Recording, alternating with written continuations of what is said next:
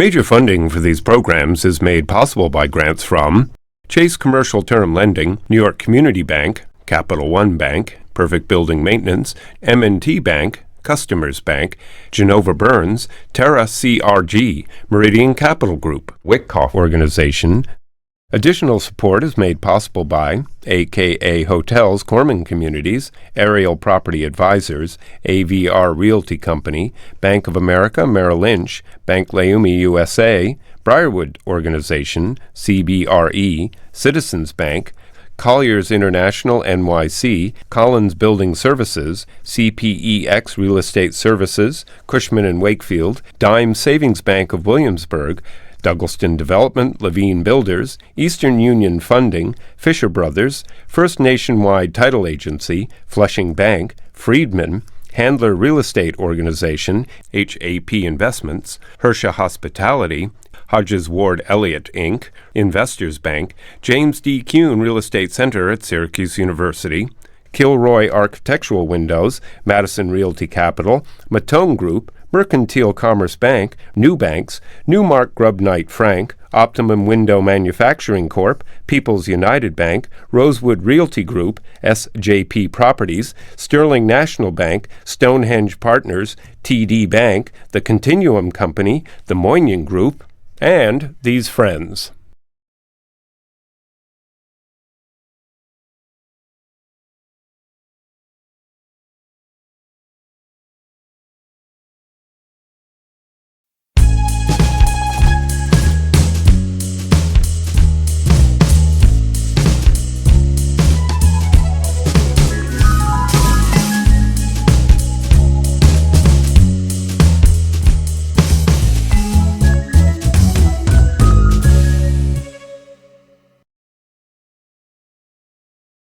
The heritage in the Bronx, then New Rochelle, parochial school. You know, I really love medieval literature. Fordham University? No, I'm going to become a physician. I'm going to go to Bellevue. I'm going to go to NYU. I'm going to be trained at Bellevue. Rheumatology? No, you know, I got involved with this group and I really have to move on it. I got to go for my MBA. Finish the MBA. I got to go to Harvard for another training program. You know what? I'm the little girl who is quiet and who is now the managing partner and the CEO of the Concord Medical Group, Dr. Paula Marchetta. Thank you for being here. Thank you. It's an honor. So tell me about the grandparents, the great-grandparents, you know, the ones who were in the docks, you know, in Hoboken, okay? And, you know, Grandpa with his cigarette probably when he was in the cab. Yeah, so my father's family came from Sicily. The boot, right?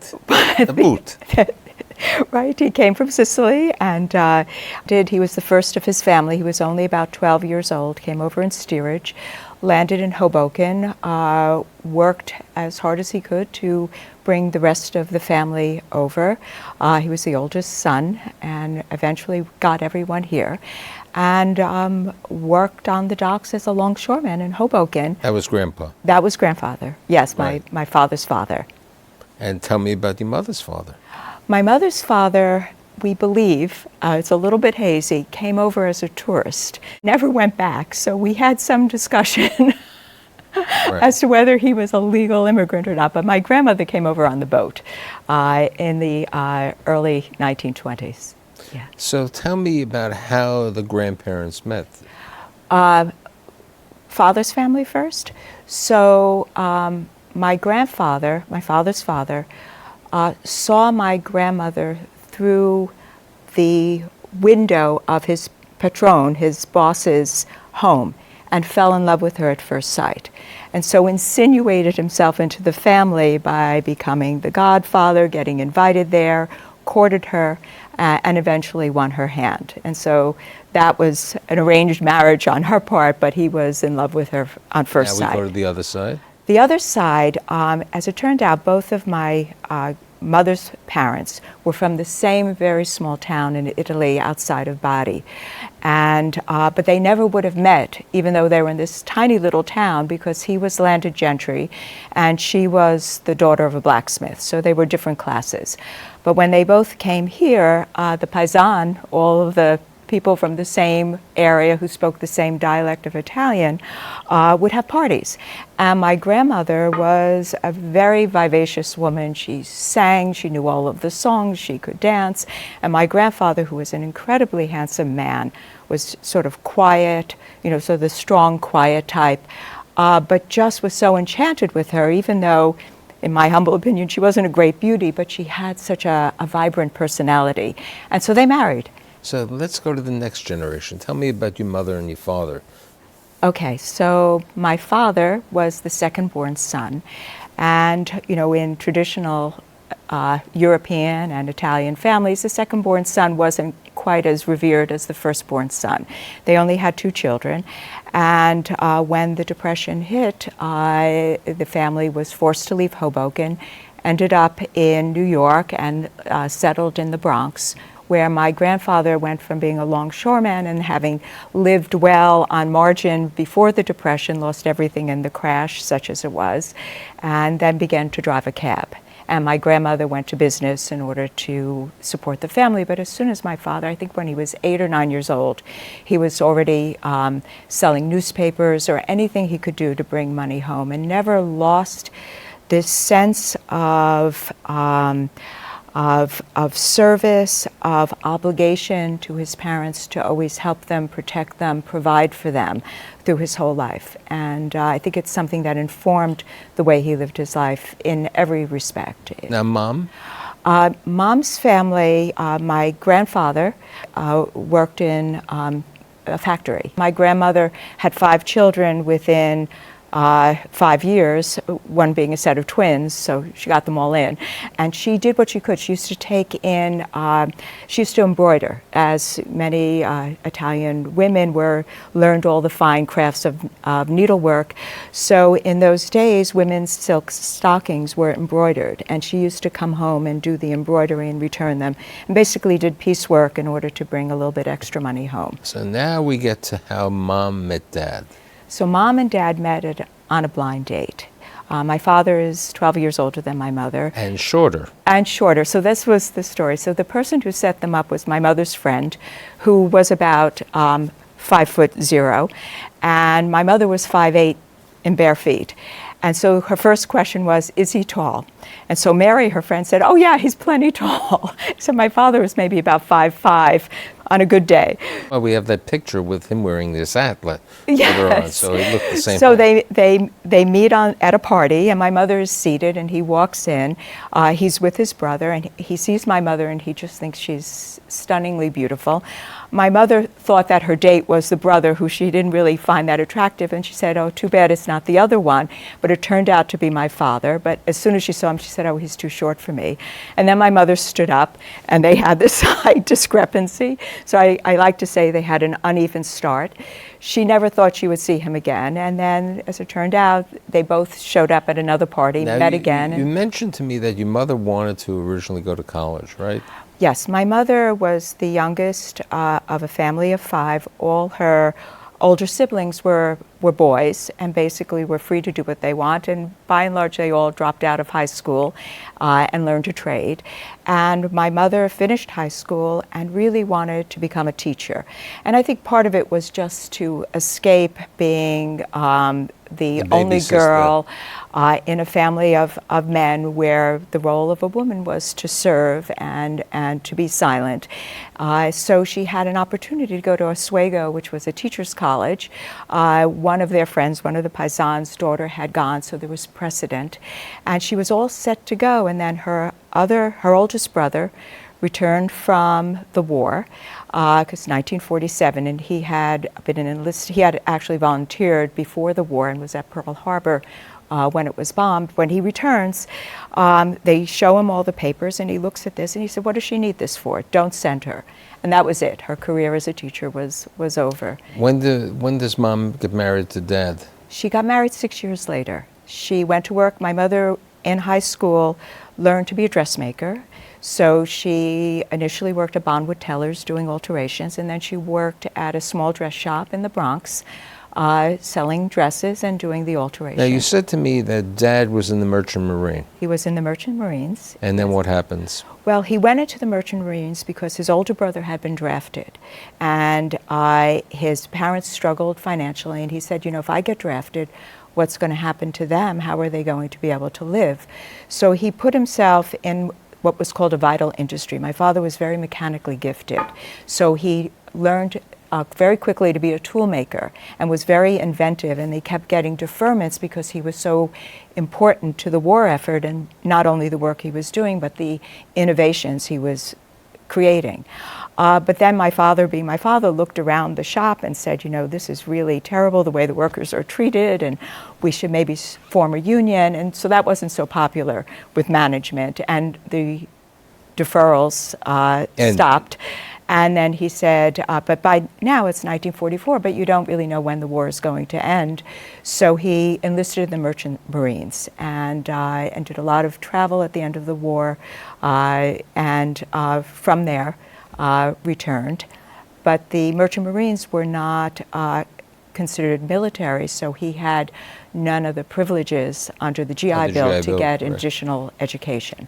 But he then went to become a chiropractor. He did. He, I'm not quite sure how he found it as something he wanted to do, but he said, as soon as I learned about it, and back in those days you didn't need to have a college education. He was working, he was a musician also, played several instruments, and before the war was in a band that traveled and did gigs all over the state and down south.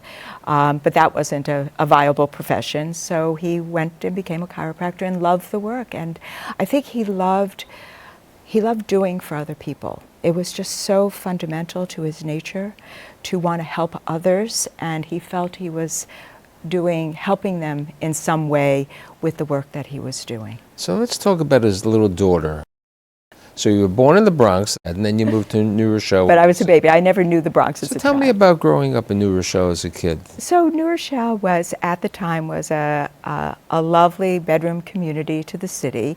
It was the home of Dick Van Dyke and in the Dick Van Dyke Show, and Laura Petrie, the Petries lived there. So this was the kind of lovely small city environment that I grew up in. I went to parochial school, to Catholic school, or all-girl high school. You said you were reading books when you were 4 years of age, Little Women. I taught myself to read before school. I loved books and I loved reading stories. I loved being told stories. My mother used to read to us at bedtime. And I was a voracious reader. And when I was maybe in fourth grade, I read Little Women, and I was in love with the character of Jo March, because she was, you know, she really felt there was nothing that she couldn't do that a boy could do. And she wanted to be a writer. And so all my original ambitions of being a ballerina, being an artist, being a movie star, those all fell to the wayside. I wanted to be a writer just the way Jo March was a writer. Now, in high school, you lived near the Glen Isle Country. I lived near Glen Island, yes. And you were the cashier in the summer? So we lived at the south end of New Rochelle, and it was a short walk to Glen Island Beach and the Glen Island Casino. And the casino owned the beach concessions. And that was my summer job from the time I was 16 until I was 20. And the beach cashier was in a separate booth because the money had to be separate from the counter boys, who the owner didn't trust to add or make change. And so the cashier would sell tickets for the food, because everything had to be a ticket exchange. But we didn't have a cash register, so someone would come to your window and say, I want 2 hot dogs, 3 Coca-Colas, and give you a whole list. You had to know the prices, you had to rip up the tickets, and then in your head you had to add everything together and give them the price, and then from your cash box you made change. So when you graduated high school, how did you decide that you wanted to go to Fordham? Well, you know, I was a very good student. I was valedictorian in my class. My parents didn't have a lot of resources. You know, I was a good student, so they sort of accepted that, but it was never something that they expected or thought would even be necessary for a girl child. So that I had to look at options that I would get a scholarship for. They also were very concerned about me living home and not being away. They sort of didn't quite. So you took the B60 bus. I couldn't be too far away, yes. So I took the bus from my first year, but I worked every summer, made money. I So had a tell me about the scholarship. job. and- Okay. Yeah. You're studying medieval literature, right? Well, I started out as I was an English major, and when I took, you had to do a distribution across different time periods, and when I took my first course in Chaucer, I just fell in love with the Middle English that it was written in, the concept of courtly love. I just thought was just a beautiful idea. And so philosophically, linguistically, and just in terms of the way stories get told, it was just a natural for me. So how the medieval literature person get a job with the advertising agents, the BBD&O. So I was finished with Glen Island. I wanted to do something else, and I went to an agency, and I could type. So I was looking for temporary work. So I was placed at BBD&O, which was the first thing that made me realize that as an English major, I maybe didn't have such a great future, and because most of the people I was working with, both in the secretarial pool and the account managers, all really wanted to be doing something else. They put me in something I said, I want something creative, so they put me in advertising as my job. But I said, they're writing copy for ads, and they're editing the copy, and they're looking at Nielsen ratings. Is that really what you want to do with your life? Is this really what's going to make a difference? And then, when I thought of English even as the academic piece of it, most of the professors also wanted to be writers, but writing is very hard. And writers, it's not a career you choose; it's something you're born with. It's a gift, and there's. So what happens one day when you're taking one of the courses, and you realize that you wanted to have more of an impact on the life and the community? Well, one of the classes that I took in my medieval studies was a course in medieval drama, which is a very limited area. There were very few plays. There were very few plays that survived. And one of the plays that survived, and probably is the most important work of medieval drama, was something called The Everyman. And the story begins with the death of Everyman. He has died, and on the stage he is surrounded by characters who represent the things he valued in his life: good fellowship, beauty, truth, knowledge, wisdom. And as he's standing on the stage, he has a conversation with each of these characters, and they each desert him. The first being, his buddies. Good fellowship goes out the door, beauty goes away. Knowledge is there almost to the end, and wisdom is there almost to the end. But the only thing, when all is said and done, that stays with him on the stage as he goes to meet his maker are his good deeds, is the good that he did in his lifetime.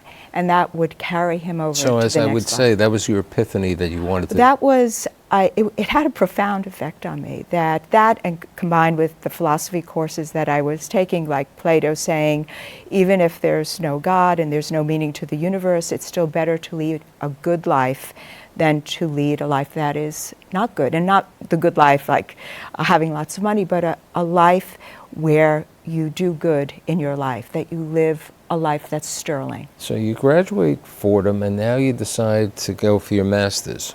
Well, the way it happened was I was at the end of my sophomore year, and for the first time since the fourth grade, when I read Little Women, I really didn't know what I wanted to do. I wanted to be a writer, and I said, you don't have connections, you didn't go to an Ivy League school. How do you really think you're going to make it as a writer, even to become a copywriter for, a publishing firm would be a big leap from where you're starting right now. And then there's academics, and is that really going to be enough for you? Where just publishing academic articles on literature. And I said, well, what's really going to make a difference? And what's a career path that if I put a foot on it, it will get me to exactly where I want to go to lead a life that's meaningful. And, you know, I had been a very good student. I was very good in the sciences. I wasn't inspired by them the way English and poetry and philosophy sort of would get me so excited. But I said, you know what? Let me try this. So with a lot of trepidation, I took 2 pre-med classes. I did biology and chemistry my junior year, and met with the pre-med advisor. And as soon as I made that step, it was like one of those things that click and you say, this is my path. This is what I'm supposed to do. And everything fell in place. So you get your bachelor's. So I finish at the end of my senior year, but I'm a year out of sync to apply for medical school. So I have a year. So I decide this is my goodbye to the arts and humanities. I'll do my master's. So I did my master's at Fordham, again on a assistantship, which meant I was teaching, so they paid for tuition. And then I went to NYU. So you go to NYU Medical Center in the 80s when healthcare was different. Very different. And one of the benefits of going to NYU Medical School is that you practice at Bellevue, at the City Hospital, and you gain a lot of insight about healthcare. Bellevue was absolutely an amazing place to train, because in those days there was it's hard to say that now in the current climate, but there was very little oversight. I mean, we ran the cases. People came without a diagnosis. They could be desperately ill. And the second-year resident had to know what to do. It was really being thrown into the deep end of the swimming pool. Now, something that you said to me before Bellevue is when you started medical school, at the beginning it was difficult for you. Oh, medical school was at first I only did 4 science classes. And when I started, I was intimidated by the whole, first it was NYU, which was my top school that I wanted to go to. And I sat in this class where, with lots of people from the Ivy League schools, with people who had taken, there were people who had taken 5 out of the 8 classes that you study the first year. So they'd already taken micro and anatomy and biochemistry. And I really had none of the same background. For them, it was review. For me, this was all green. And so I sort of took a deep dive and really didn't come out for 2 years. All I did was study in order to get through. But by the second year, the playing field evens out. And there are courses that no one took. And I had these intensely good study habits and the fear of God that I wasn't going to make it through. So I did very well my second year. So you graduate at NYU. You do your residency at Bellevue, NYU, internal medicine. Then you do a fellowship, and we have a picture of the residency. You do a fellowship in rheumatology. Correct. And so now it's rheumatology, and you had a mentor, you said. There was a doctor. Well, I did when I was a 4th-year student. I loved internal medicine. In fact, when I arrived on the wards, after always feeling a little behind everyone else with just doing the basic science, as soon as you're on the wards, it's a whole different world, because it's really about storytelling. It's about finding out what's wrong with someone, figuring out, what's not apparent, which is not that unlike, literature, where you hear a story but there's a meaning beyond it, and making it all medically logical and being able to present that in a logical way that other people would understand and arrive at the same conclusions. So I was in my element clinically, and then to go to rheumatology is even more complex. I loved all of internal medicine. To be a good rheumatologist, you always had to consider all systems, because any of the rheumatic diseases could hit in only one part of the body. So you had to think about everything, really thinking about the patient holistically, which is a word that's pretty overused right now, but at the time, that's what it was all about. So you start your own practice. Yes. And then later on, it's 1996? 1997. 1997, there's a new group called Concord Medical Group, one of the premier medical groups affiliated with NYU. You join this group as a solo practitioner. The group has grown to 65 now? It's 45 doctors. 45 doctors right now. Later on, you decide that you're going to be running the group that you should go for your master's. So you take a program at George Washington? Yes. So after a few years as a partner in Concord, because I had been in solo practice for 8 years and then joined Concord because it seemed better to be part of a group, to not be out there alone. So after a few years, I was elected to the executive committee, and you really start thinking about organizations and how best to things can be managed, which most doctors don't have much opportunity to think about. They think about taking care of the patient, but this was putting a whole different level and context. And I would sit there and say, there must be a book I could read or something that I could study that will allow me to better understand how to do this. And while I was in that sort of mindset, I received a mailing from George Washington University that had launched an MBA program for physicians. And one thing led to another. I ended up starting the program and was back in student mode, which is sort of one of the things you enjoy yeah, so much. One of the things that it's a happy place for me. So I'm back in student mode. I'm studying, I'm learning things, I'm thinking differently, seeing perspectives that I didn't see, and applying them to the business trying to understand the business of healthcare. You finished your MBA, and then you said, I still need more studying, so you go to Harvard. Well, see, the MBA from George Washington was all distance learning, and it was in 2007 when that was still fairly new. Right. And I said, maybe I didn't get a real MBA. Maybe this is like a fake MBA. I wanted validated. I want to be in a classroom. And Harvard Business School had just launched a program. I was part of the inaugural year called Managing Healthcare Delivery. And I looked at the program and I said, best business school, or one of the best business schools in the country, I need to validate. So I signed up for it.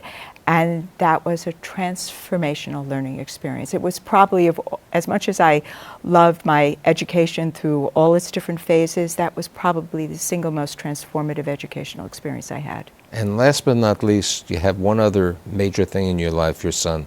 Tell me about him. Oh, my son, Michael, is a great kid. He's a software engineer, and they're purely by talent, because he never finished school. He was recruited out of college, largely because he would be up all night writing code for open source software companies. And he wrote a lot of code, and he wrote a lot of very good, elegant code, and he got noticed by a company who then flew him out to California, interviewed him, and so he started his career, and now freelances writing code for various companies. So as it was written in an article in about 2013, what do you consider yourself? You consider yourself an introvert. I wouldn't consider you an introvert, and I would say that you've accomplished a great deal, and it's really good that you are running Concord as the managing partner and the CEO, and thank you for being here today. Thank you so much, Mike.